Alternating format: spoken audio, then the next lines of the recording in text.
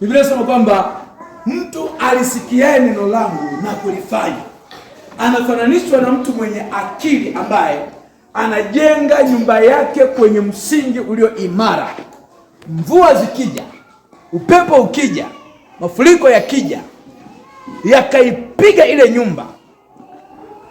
nyumba haitaanguka, itakuwa imara. Kwa nini? Kwa sababu imejengwa kwenye msingi imara. Lakini mtu alisikiaye neno na asilifanye, maana yake asilitendee kazi. Lugha nyingine ni kwamba akasahau. Mtu huyo anafananishwa na mtu mpumbavu. Anafananishwa na mtu mpumbavu ambaye anajenga nyumba yake juu ya mchanga. Maana hajachimba msingi, hajaweka mawe. Analaza tofali kwenye mchanga. Maji yatakapokuja yakasembua ule mchanga, unaposembuliwa na kuondolewa na maji, ile nyumba lazima ule msingi utikisike, unayeyuka, kwa sababu tofali zina uwezo wa kuyeyuka. Sasa anasema hivi, nyumba hiyo itaanguka na anguko lake litakuwa ni kubwa. Kwa hiyo kulisikia neno na kulisahau, usiingie kulitendea kazi, ni sawa na sifuri. Kuonewa kuko pale pale, vilio viko pale pale, mateso yako pale pale, dhiki ziko pale pale, tabu ziko pale pale, dhihaka ziko pale pale. Shetani ataendelea kukutesa kama mtu hajawahi kusikia neno. Ataendelea kukuhangaisha, ataendelea kukukandamiza na kukufanya mateka kama mtu ambaye hajawahi kuitwa ameokoka. Kinachomfanya mtu awe na nguvu, awe na faida katika wokovu ni namna ambavyo neno la Kristo linakaa kwa wingi ndani yake. Linapokaa kwa wingi na anachukua nafasi au hatua ya kulitendea kazi, ndipo anapata faida. Jamani, Bwana Yesu asifiwe. Amen. Bwana Yesu asifiwe. Amen. Kwa hiyo kama Jumapili ulisikia, mimi sijui Jumanne ulisikia na ukalitunza, Alhamisi ulisikia ukalitunza, mimi sijui.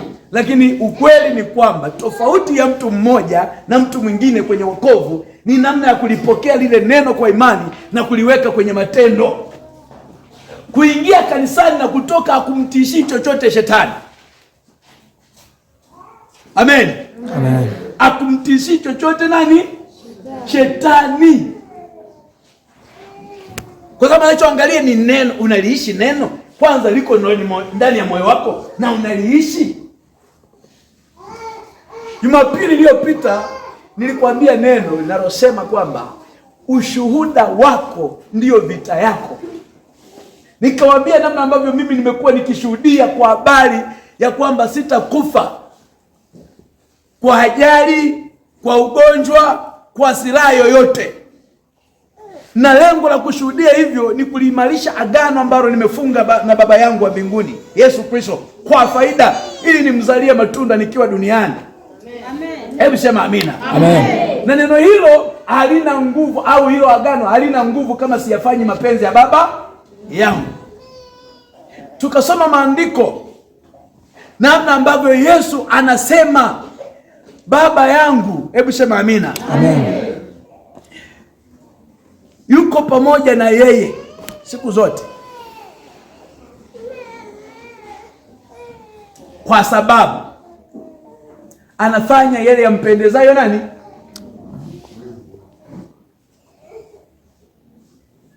Kwa hiyo nikawambia, shetani akishaona umeshuhudia yeye mawazo yake, tukasoma maandiko anasema kwamba Mungu anasema ninajua mawazo ninayowawazia ni mawazo ya mema. Yaani Mungu pekee ndiye atuwaziaye mema siku zote. Yaani kati ya watu ambao uhitaji kumwazia hata kidogo negative ni Mungu. Narudia tena. Yaani kati ya viumbe vilivyoko duniani, nikisema kiumbe ni kama vile namdogoesha Mungu. Yaani Mungu peke yake kati ya viumbe vyote vilivyoko duniani ndiye anayetuwazia mawazo mema. Wanadamu sitegemee kupata mawazo mema kwa wanadamu, wanabadilikaga. Leo anaweza akakuwazia mema, kesha akakuwazia mabaya. Lakini Mungu pekee hana mabadiliko. Yeye siku zote anakuwazia mema. Na nikasema kwa vile Mungu anatuwazia mema, shetani na yeye siku zote anatuwazia mabaya. Jamani, sema amina. Amen. Usitegemee kwamba kuna siku shetani atakuwazia mema. Narudia tena, usitegemee kwamba shetani kuna siku atakuwazia mema. Unisikilize, anaweza akajitokeza kwa sura ya wema, lakini kamwe hawezi kukuwazia mema. Alijitokeza kwa wema mbele za Yesu, anamwambia hivi, akampandisha juu mpaka kwenye kinara, anamwambia, akamwonyesha miliki yote ya dunia, uzuri wote wa dunia na fahari yake. Akamwambia, ukinisujudia nitakupa hii miliki yote, kwa sababu iko mikononi mwangu. Hayo si ni kama mawazo mazuri? Lakini ni mawazo yaliyojaa hila, yaliyojaa uwaji, yamebeba laana ya kumtenga huyu Yesu pamoja na baba yake. Kwa kuna vitu Yesu, shetani anaweza akakutazamisha ni kama kwamba anakutia moyo, ni kama kwamba anakuwazia mawazo mazuri, lakini nyuma yake vina nguvu ya kukutenganisha na Mungu. Isipokuwa Mungu peke yake ndiye mwenye mawazo mema kwa ajili yetu. Sasa nikakwambia hivi, shetani naye anawaza mabaya juu yako usiku na mchana, siku zote. Hajawahi kukuwazia mema shetani kabisa. Yaani hicho ndio uelewe kwenye maisha yako. Unapoishi ujue yuko mmoja tu ambaye kila siku ananiwazia mabaya, naye ni shetani. Na ndio maana ukigundua hivyo, hakuna siku utamwacha huru. Amen. Kila siku utatamani upigane naye. Amina, amina. Amen. Jamani, amen. Amen. Kwa hiyo nikasema hivi, unaposimama mahali na kushuhudia kwamba namshukuru Yesu, ni mwaminifu, amenitendea 1, 2, 3, ujue tayari saa hiyo kikao kinakwenda kukaa. Kinakwenda kukaa kinyume cha yale uliyoyashuhudia.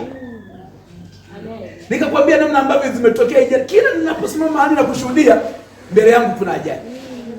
Kwa nini shetani anakuwa analenga kuua ule ushuhuda? Wakisikia Tumaini ana madonda mikononi, ana ajali au kavunja mguu au kapoteza kiungo chochote, lisimame shetani sema, wewe Mungu gani? Shetani alikuwa anashuhudia nani alikuwa ni mwongo, kwa sababu tunaona amedondoka, tunaona amekufa, tunaona amevunjika mguu, tunaona amepata amekuwa mguu. Kwa hiyo ushuhuda wako unakufa. Hebu sema amina. Na kwa sababu umekufa, wewe mwenyewe unakosa ujasiri. Maana yake umekufa, unakosa ujasiri kabisa wa kushuhudia tena. Kwa hiyo shetani anakuwa amekufanikiwa kukuua, kuliua kusudi liloko ndani yako. Amina. Lakini pia unajenga kutokuaminiwa na watu. Kwa shetani anakuwa anapigana na waza usiaminiwe na watu, lakini pia usimwamini Mungu akufarakanishe, kwa sababu hata kama ni kwa uzembe wako kuna jambo umempa ibilisi nafasi. Kwa sababu Biblia inasema hivi, ingawa Mungu yuko anatuwazia mawazo mazuri, lakini anatuonya, anasema msimpe ibilisi nini? Nafasi. Kwa hiyo kama mimi kwa uzembe wangu nitampa shetani nafasi, anaweza akafanikiwa. Maana yeyote anayepata nafasi na uwezo kuitumia. Hebu sema amina. Amen. Siwezi nikasema Mungu alisema sitakufa, sitapata ajali. Kama nikimpa nafasi lazima nitapata nini? Ajali. Na nitaumia. Kwa hiyo anatuonya kwamba tusimpe ibilisi nini? Nafasi. Kwa hiyo unapokuwa unashuhudia na shetani saa hiyo anasimama kinyume cha yale uliyoyashuhudia, nikakwambia kwamba unaposema namshukuru Mungu, kwa kweli Mungu amenisaidia, nimepata faida sana wiki hii, nimefanya biashara, nimepata faida sana. Shetani hataki kusikia hiyo kauli kutoka kinywani mwako. Hataki kusikia hiyo maneno. Unaposema namshukuru Mungu amenisaidia, nilipata faida, kwake ni kero. Kwake hataki. Anachokifanya anasema anafutaje hii kauli aliyosema.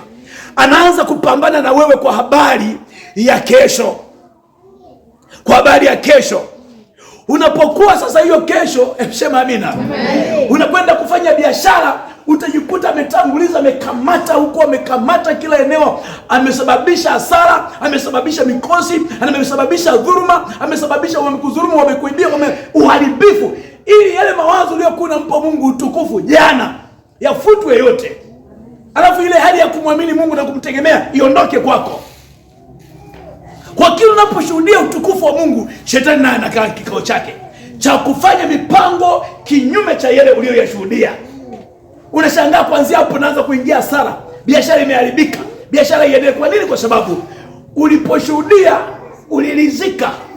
Hakulinda ushuhuda wako kwa njia ya maombi. Hebu sema amina. Amen. Na nikasema sio njia moja tu, kwa njia ya maombi, kwa njia ya kuliishi neno la Mungu, kuishi katika utakatifu. Jambo la tatu, kuishi kwa imani. Hebu sema amina. Amen. Nikakwambia kuishi kwa imani, maandiko yanasema mwenye haki wangu ataishi kwa imani. Naye akisitasita, moyo wangu hauna furaha naye. Mungu hana furaha na mtu mwenye kusitasita. Kwa hiyo unapoona utukufu wa Mungu, Mungu akifanya jambo kwako, unamtukuza na shuhudia ukuu wake, uweza wake, nguvu yake. Maana yake usiishie kusema hapa, ingia kwenye matendo. Linda ule muujiza wako, linda ule ushuhuda wako, ulinde kwa njia hizo. Nikakwambia sio tatu tu, lakini hizo ni za msingi. Uombe ili uatamie ule ushuhuda wako. Uombe Mungu akusaidie kuyaishi mapenzi yake ili umjime shetani nafasi. Amen. Nikasema uombe ili Mungu akujalie kuishi kwa imani, kuishi kwa imani. Huo ndio ulinzi wako na huo ndio ushindi wako. Jamani, semeni amina. Bwana Yesu asifiwe. Mnisikiliza vizuri, hakunaga miujiza mingine tofauti na haya. Ukisema utamtafuta Mungu kwa namna yote utampata, nje na haya anayotusaidia hutampata. Amen. Amen. Amen. Kwa hiyo nikakwambia unaposhuhudia utukufu wowote, namshukuru Mungu kwa kweli. Mimi ndoa yangu sasa, Mungu ni mwaminifu, tunapanga mipango vizuri na mke wangu na mume wangu, mambo yetu yanakaa vizuri. Anasemaje? Mmesikia anasemaje? Anapanga mashambulizi. Wewe shughulika na mume, wewe shughulika na hiki, wewe shughulika na hiki, wewe shughulika na hiki. Unashangaa ulioyashuhudia leo, kesho yanatokea tofauti kabisa. Ule utukufu leo kumempa Mungu, kwisha habari. Unafutwa, unayeyuka, unatoweka, unaondolewa. Unaanza kuisha, unaanza kukuwaza tu, kuanza Mungu hivi, unamwanza Mungu hata vibaya. Lakini Mungu yuko vile vile. Amen. Amen. Namshukuru Mungu nikapata neema ya kujua kwamba kitu gani kilitokea siku ile nimepata ajali. Kumbe waliokuwa wamesimama mbele yangu, mwingine akafyekwa mguu, mwingine akafyekwa shingo, wengine ni vilema.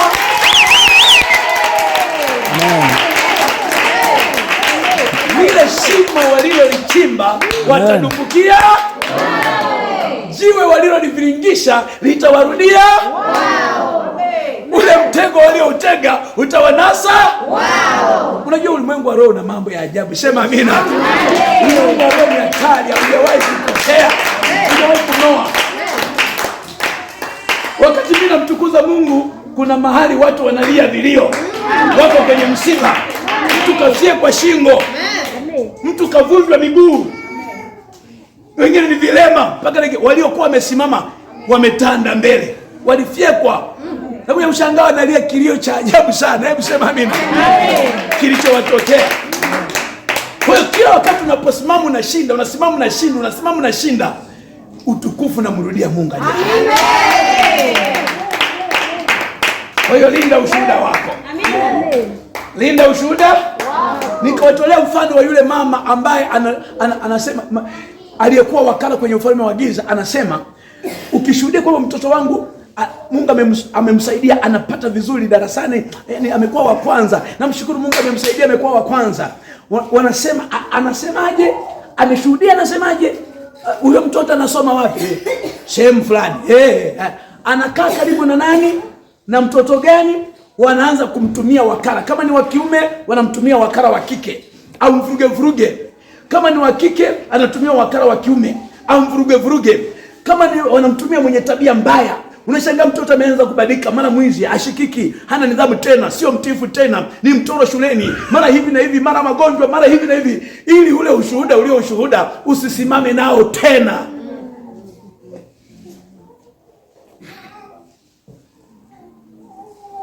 Semeni amina kwa jina. Nakumbuka siku zile umeshuhudia, ndo shetani akasema tu, huyu ameshuhudiaje? Sasa tuma magonjwa yaonekana na umwe kila siku. Ushukuriwe Mungu aliyesema usitumie hata magonjwa madawa. Ungeendelea magonjwa mara kwa mara ili tu ule utukufu ufanyeje? Uondolewe. Hebu sema amina. Amen. Jamani semeni amina. Ukiona Mungu anarudia jambo hili, maana yake anahitaji uponyaji wako. Amen. Na usichukulie kawaida. Yes.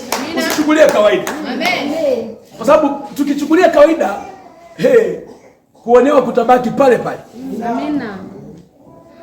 Kutabaki pale pale. Kinachomfanya shetani awe dhaifu kwetu. Na ndio somo la siku ya leo. Hebu sema amina. Amen. Jamani semeni amina kwa. Amen, amen. Nimegundua shetani ni mwepesi sana. Yaani shetani amejificha padogo tu. Amen. Amen. Hebu nikupe kile ambacho Mungu ametaka tena leo, dakika hizi chache. Na dakika chache sana. Niseme na wewe. Amen. Chini ya kichwa kinachosema dhambi yako ndiyo nguvu ya shetani. Dhambi yako